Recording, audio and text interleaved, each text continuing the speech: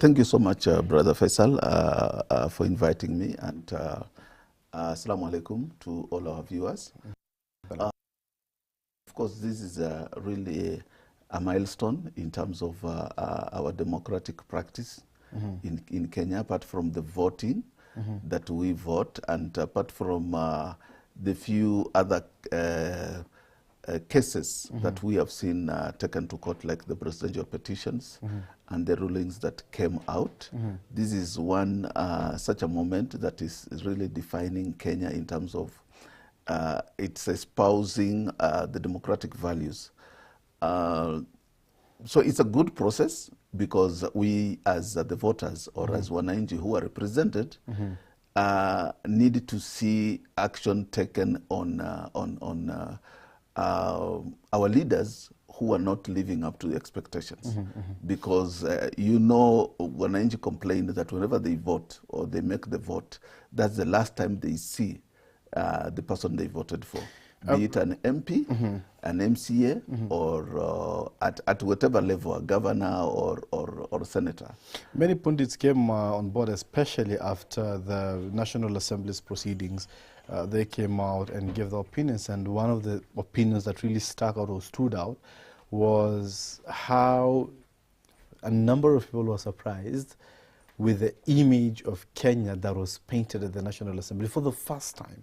For the first time, they tried to paint a tribeless Kenya. They tried to paint a corruption-less Kenya. They tried to paint this ideal state of the country that you're looking at. And thus, now it begs the question, from where you sit, right? How are you looking at this? Is it a democratic activity or constitution put to its maximum limit to see how far can we go for as long as Article 150 or 149 of the Constitution is concerned? Or is it just a mere political process, gimmick process? For me, it's both. Okay. It could be, and it is indeed a political process, but it is anchoring itself in the democratic values in our constitutional provisions that are there.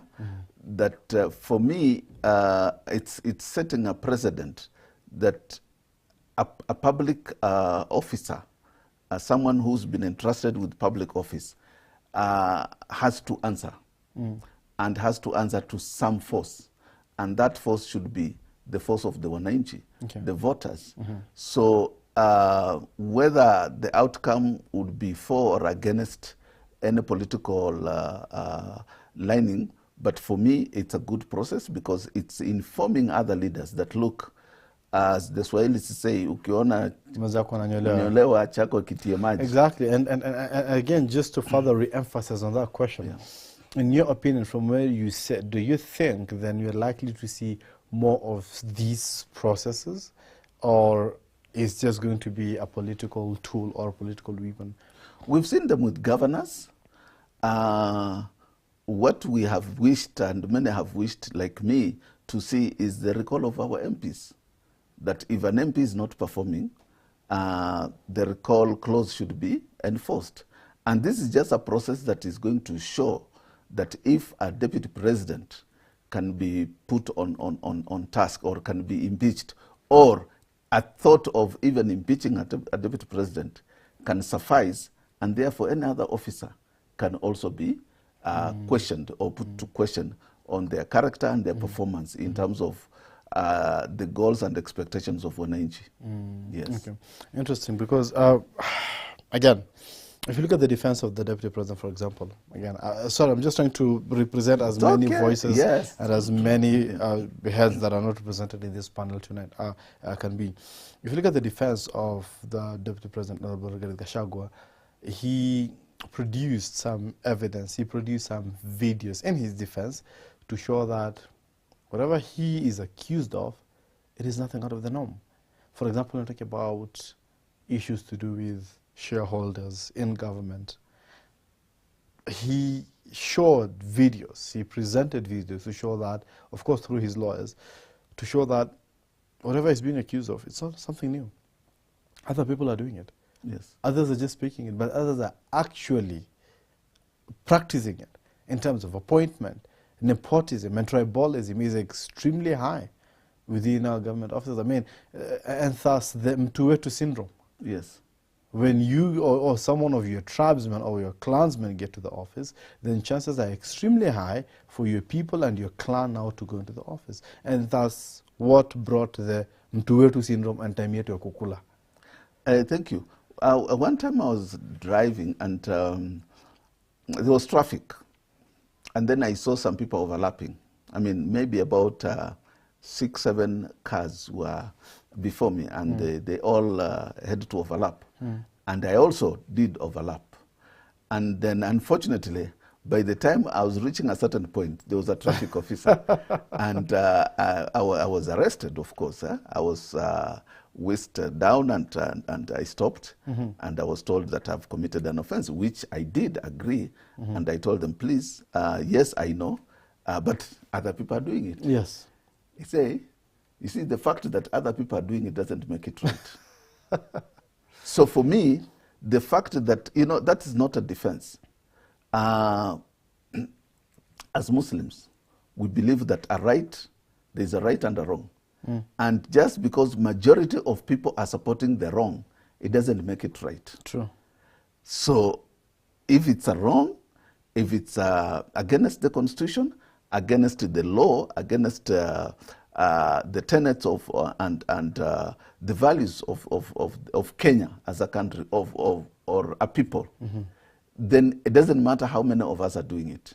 Even if out of the 50 million that we are, 49 of us are doing it, and only 1 million are not doing it, then 1 million are justified, they are right, and we are not justified just because we are majority.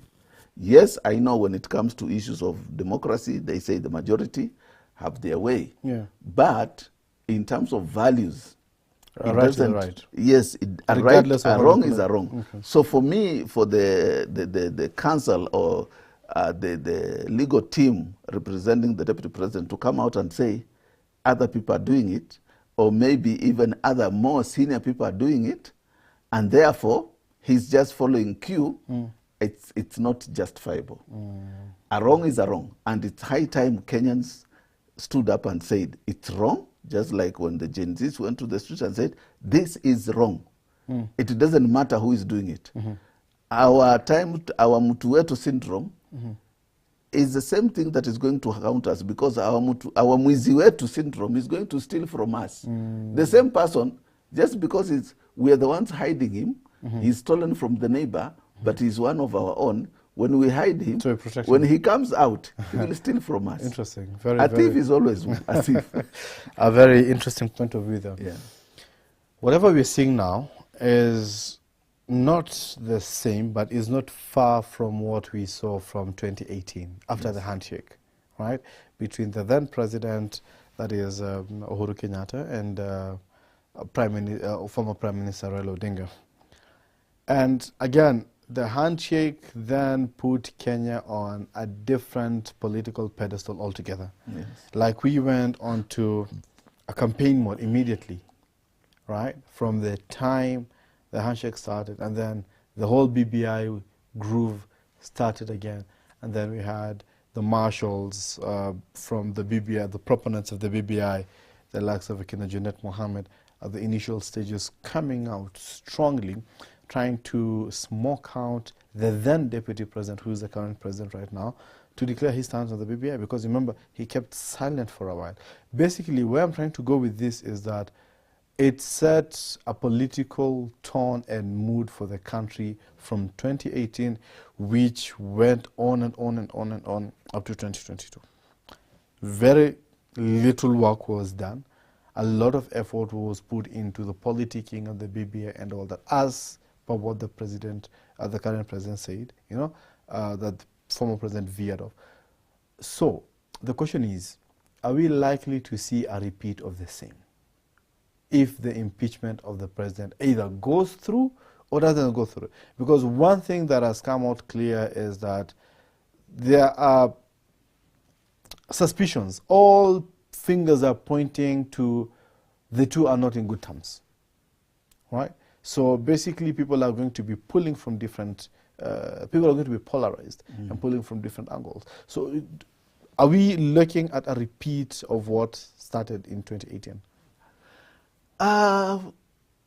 For me, not really. What is there is that, yes, there's some likelihood of that happening, because I think we have stopped working for the people. We have stopped as leaders, and we don't put in place policies and laws that are for posterity.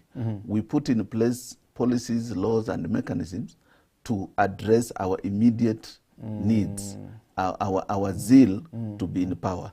So at that particular time during the handshake, I think there was fear from some quarters that the handshake is coming to displace, us, people who have been fighting, people who have fought for this part and parcel system. of this system and government, yeah. And it could also be the same thing, that, okay, now that there is a working relationship, there is a broad-based government, therefore, where does that leave us, who the so-called shareholders, who worked hard, who stayed on the course, who suffered to ensure that this government or the political alignment that we belong to gets to power? Where does that leave us? So there's that fear. But for me, if we should, as Kenyans, reach a point where we can have anybody lead, even a non-citizen, a Kenyan, because we have systems.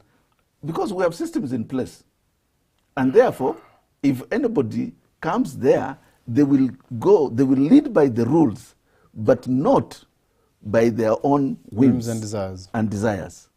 So if you have systems in place, anyone, be it from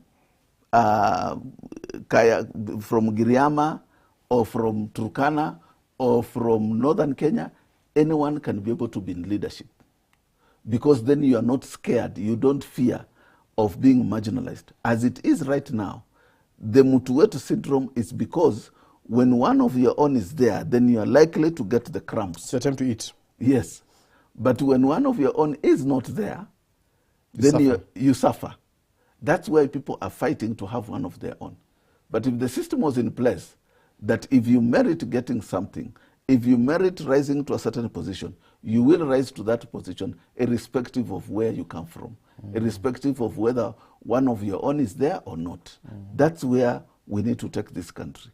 Once we reach there, then all this infighting of Mutuwetu will end. By the way, when Mount Kenya region was polarized during the campaign, because there were two camps. But immediately after the campaigns, maybe some political interest realized that they were isolating themselves, from the larger group within the Mount Kenya region. And therefore they had to whip the tribal emotions, so that you hide, just like people hide behind religion. I'm being persecuted because I belong to this religion. Someone goes out there, they steal public funds, then when the long arm of the law catches up with them, they say, it's because I am this tribe. Witch hunt. Yes, it's witch hunt, it's because I'm from this tribe. But when they were stealing and eating, they were eating alone. They were not eating with the tribe. Tulisema musiguze murima. Sasa, when people come out and say, it's because of my community, it's because of where I come from, yet when you're doing all those things, you're doing them alone. You're not doing it in the name of your community. You're not doing it in the name of the community. So I think that should also stop. Okay, so that makes a lot of sense. And whatever you're saying is what the current administration promised us, right? Remember when they were campaigning, they said, for the first time we're going to have an issue-based campaign. We're going to have a country that people are talking about issues and not about our regions and about my people and all that. And I mean, if anything, they sold a lot of hope to people only to get into power, and we started to hear about shareholders. Shareholding, yes. All right. And so shareholding, and not just here, We have witnessed the shareholding, in the appointments. Yes, in the appointments. Yeah, I mean, we saw a proper slap on our wrist about that, and I mean, there's nothing much we can do, is it? Right?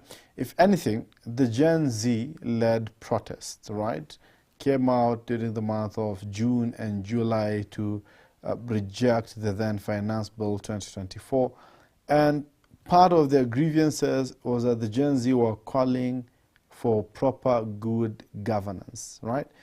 They went on excellent until the finance bill was rejected, one. Two, the cabinet was dissolved. Of course, we saw some few names on faces coming back, but by and large, the government, the cabinet was dissolved. The president made some promises. Some of them we've seen, a number of them we are yet to witness it.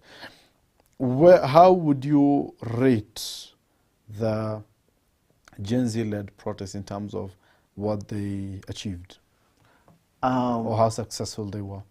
For me, it was quite successful. It's just that, they did not have the capacity to maintain the tempo, and in politics, is the persistence. It's not a one-time event. It's a process. To change systems, it takes time. So what I wish is that momentum should have continued. Of course, with changing tact in terms of strategy and all that. How would you expect it to continue, yet we've witnessed a lot of infighting? One, Osama Otero, by hosting the president on Express, was fought fiercely, and then you saw characters like Kimunzi, who again leading in the mobilization, came out and being attacked. Boniface Monge as well being attacked. Francis Gaido pulling on one side. Morara Kebaso came out trying to quote-unquote lead civil education. But right now, again, there are suspicions that he is quote-unquote the state's project to try and disintegrate whatever the Gen Z are trying to do. They call it the revolution, right? So, I mean, the fact that there are no proper structures and leaders in place, how could they sustain it? Of course, in politics, politics is a game. It's like a chess, you know. You just have to know how to play. Yeah. And you do not expect that your opponent will also just sit pretty and watch you do stuff. Yeah. They will infiltrate you. They will take people from you who will backstab you, who will be traitors and all that, will betray you. They'll buy off some, they'll threaten some, and that's just politics. But when people are engaged in a certain cause, they should be aware that these are things are likely to happen. And therefore, it shouldn't come as a surprise when one of you or one of us is backtracks and maybe they betray us, or they just say, well, I'm tired, I can't continue anymore. And we get discouraged, say, oh, so why not? Have you been bought? Or those are there. And people can also change. Yeah. You can realize that that's not the strategy you want to use. And when you change tact or you want to change the strategy, of course, your team members will feel that you're betraying them. And they'll come up with all manners. And also, in politics, all they need, you remember the days of Moi, all it needed was for you to be seen in State House and pictures circulate, and you are told you have eaten ugali. And you cannot control the narrative after that. You cannot, yes. I mean, it has been happening. It's just the nature of the game. So for me, all I need is to take a picture with you. Of which we've seen a number of them circulating online. But again, as you said, it was quite successful. To what degree? To what extent? It reawakened the leadership to appreciate that power belongs to the people. It threatened the very core of leadership, and therefore we saw some sort of action. Although, because of lack of sustainability, that action was not followed to the letter. It's unfortunate, but it's a good thing because, as they say, Rome was not built in a day. Yeah. Even these people like the former prime minister, they've come a long way in terms of struggles. you know, all the way from their days in higher institution of higher learning. And most of all these people, Governor James Orengo and all those, they have come from wherever they were.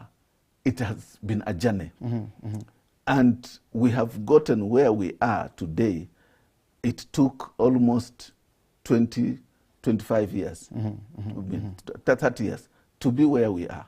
So even for me, the Gen Z, they succeeded and they created something for us. Maybe someone else will pick it up from there, from where they left. So we cannot say, it was all in vain. No. We will harvest the fruits of those actions in some days to come. Wow. Yes. Even with the current disintegration that we're looking at? Even with the current disintegration that we're looking at, so, at least there is an idea. At least there is a belief. At least people believe we can act right now. If you go out there, out of Kenya, at that particular time I was privileged to have visited, to have traveled out of the borders of Kenya. And there was a lot of admiration of the young people of Kenya, that they were able to do what many just dream of doing, but they can never imagine of doing it. Interesting. Yeah. Beautiful. Now, Musa, politically speaking, and for as far as governance and leadership and steering of this country is concerned, the president is suspected, according to some quarters. People believe that the president might be the force behind the impeachment of the deputy. And if anything, again, we've seen names circulating on the dailies, on the news outlets, about the possible successor of Rigathi Gachagua, and we have seen names like Anwe Goro, Ndindi Nyoro, Irungu Kangata, the governor from Moranga. We've seen at some extent Professor Kithure Kindiki, the interior CS. And again, it shows you that the president is still sticking to the mountain for as far as speaking the number 2 in command is concerned. How then does it place the rest of the country? Because one of the narrative here that the deputy president being fought for is the shareholding and Ntuwetu and Kitu Paliflani. There are many people who are qualified to hold that position, but again, the president is sticking to the mountain. With the deputy president going, even with another appointment from the mountain, from where you sit, in your own analysis, do you think the president will be able to hold the mountain? We need to reach a point where you do not have to be blackmailed by one region just because of the so-called numbers. These numbers are just an illusion.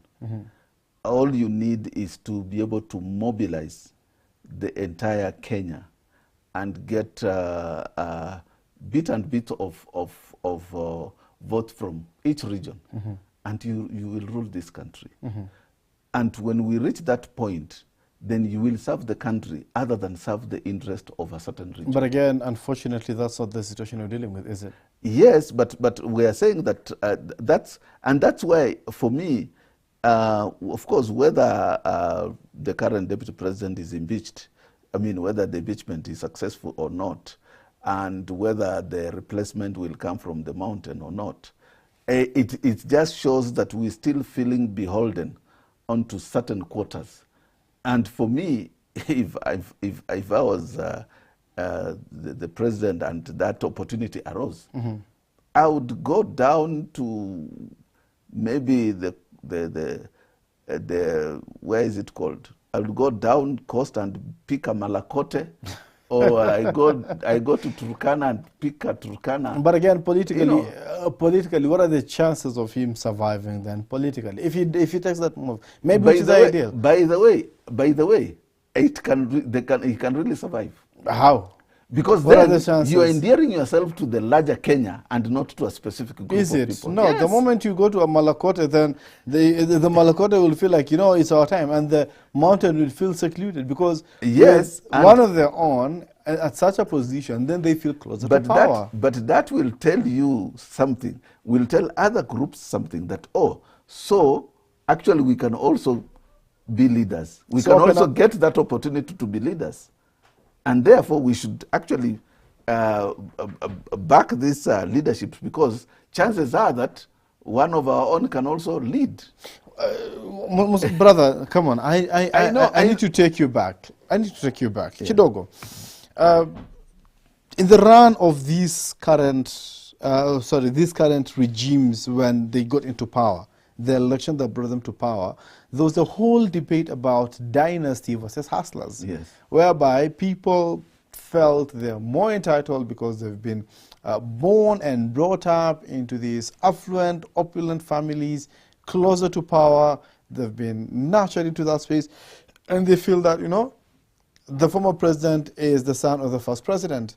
The former presidential contender, who is now brothers in handshake and AUC contender, was the son to, is actually the son to the former VP. VP, yes. Right? Yes. So, and thus created the whole notion of dynasty. So people then thought, you know what, let's go with the hustlers, because it's going to open up presidency and you're going to feel closer to power. But again, we've seen something in the hustlers regime and administration that we did not see in the dynasties.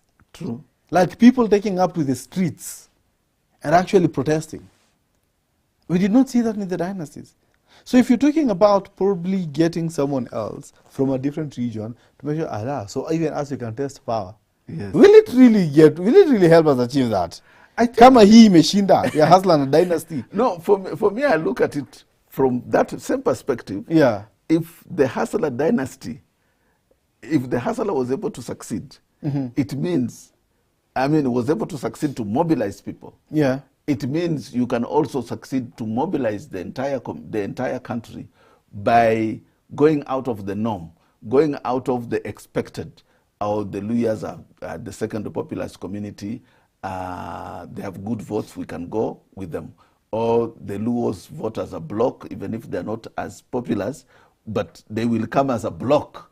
And therefore, you are likely to have your 1-point-something million votes or 2 million votes in one basket.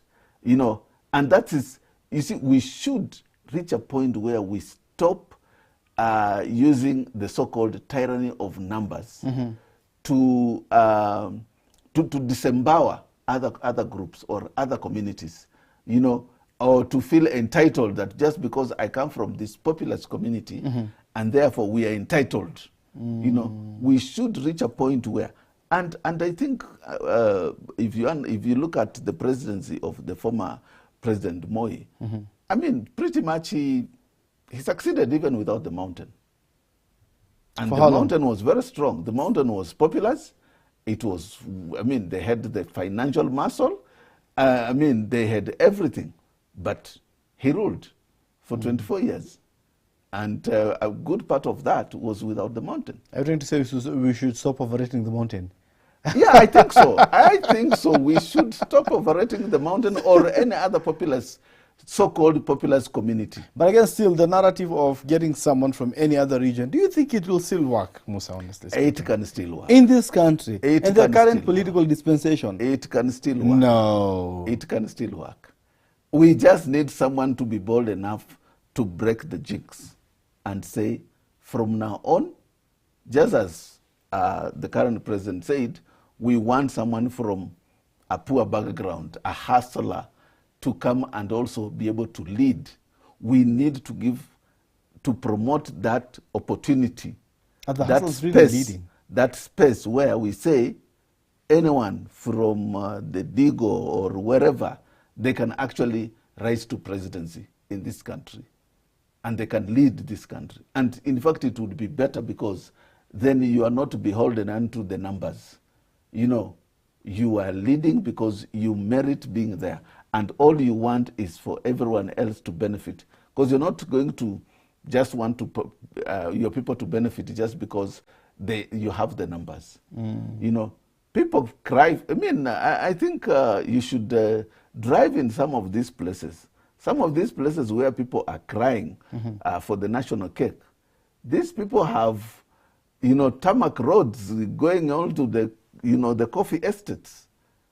You know, unlike other places like Lamu, where they might be having maybe only 50 kilometers of tarmac road. One constituency got, is it 1 billion for roads in the last financial year? Like, where? So, one constituency. People, you know, it's just shareholders like Ini. It's just like, you know, there's a bread here, a loaf of bread. I've already taken 3/4. What is remaining is a quarter that we are supposed to share, me and you. And I still cry foul that even in that quarter, I should get more when I've already kept 3/4 of the bread. 1 to 10, how do you rate President Ruto right now in his performance generally? How he's handled the political, the leadership, the governance, the development, the undertones, the naysayers? 1 to 10, 10 being the highest. How do you rate him? I'm not going to maybe look at him as an individual, but he's the leader of this government. Yeah, the entire formation that he was able to put in place, in terms of the ministers and the public, you know, all those public officials he put in place. I think from between 1 to 10, I would give them a 4. Really? He's lost 6 marks. Not even 5? No, not even. No, they cannot even reach a half. Even 4 is very generous. He's that bad? Because the economy is still bad. You know, the values have really decayed. You know, corruption is still rampant. You can see we are auctioning the country to individuals like the Adanis. You know, we are not having competitiveness in terms of giving contracts to, you know, people. You know, there's still coercion in awarding some of these contracts. So when you look at the economy, it's still bad. When you look at our values, they've gone down. When you look at even in terms of even the foreign policy, it's not there. It's not even existing. You know, we have rubbed shoulders with the, you know, there would be allies. We are picking allies for purposes of convenience, for purposes, not for posterity purposes, not for the country, but for our own, you know. By own, who do you mean, the administration? Yeah, the administration. So I think even a 4 is very generous. Wow. Yes. We still have a long way to go. We have a very, very long way to go. Are the hustles really But the current leadership had an opportunity after the GNC protest. They had an opportunity to fix this country. So one last question before they lost that opportunity. One last question. Are the hustlers really leading this country?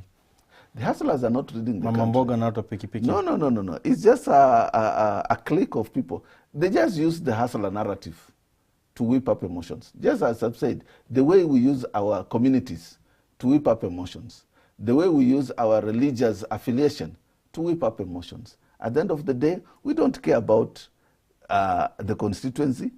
All we are fighting for is for our own survival. So the hustlers are not leading. The people who are leading are the same people who have been in power for years and years. People who have been in power since when a person was being born until now this person is married with a child are the same people who are leading this country. Musa Mwale, thank you very much. For your insights. Asante. Wow. That was Musa Mwale, ladies and gentlemen. 4 out of 10, Your Excellency. Man, boss, you can do better, but you're a whole doctor. Eh? And I mean, the day you're doing the performance appraisal, I remember, I think it was last year, and the way you were talking about some PSs and CSs, that some of you, if I know more about your ministry more than you, you know, we had a lot about you being a whole hands-on kind of a person. I mean, you give a lot of people hopes, and people still believe in you, and you're the one in power right now. So at the end of the day, we're just going to ask you. 4 out of 10, hey, man, you're Kochini Sana. Your Excellency, we can do better. Anyway, ladies and gentlemen, that was Musa Mwale looking at what next for Kenya. We've looked at what's currently happening. So we just need to go back to the Senate and see what's the progress right there. And after that, tomorrow there's a special sitting in the National Assembly. What are they going to discuss about? What are they going to talk about? Let's wait and see ahead of Sunday, 20th of October, Mashujaa Day celebration at the Kwale County. I mean, I think that's the first time we're going to listen to the president. We're going to hear the president talk about all these happenings for the first time. Inshallah, hopefully, he's going to talk about it. My name is Faisal Kassim, and this has been the Live Talk. See you next week, same place, same time. Assalamu alaikum wa rahmatullahi wa barakatuh.